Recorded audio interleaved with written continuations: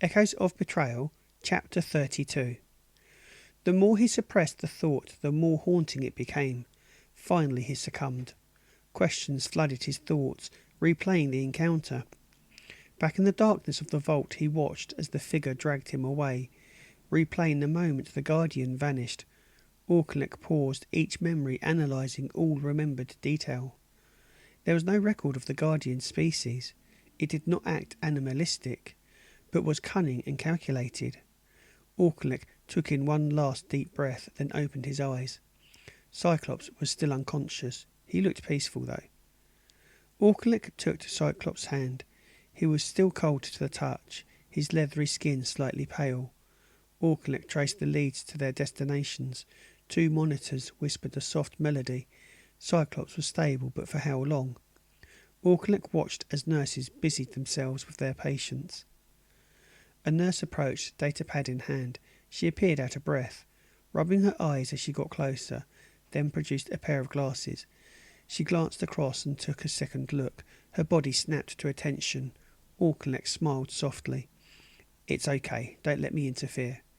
"Oh, sorry, sir. I just need to run one last test." "How is he?" The nurse paused to look at Auchinleck, her face absorbing the light from her datapad. "He is stable. The wound has been dressed, but he needs time." "Why isn't he awake?" "I'm not used to his physiology, but we have followed the guidance given." "Report any changes to me directly, please." "Sure," she nodded.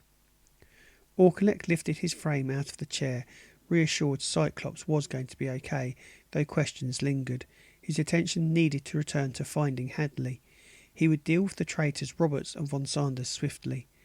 Auchinleck's presence on the bridge disturbed the silence as the crew acknowledged his return.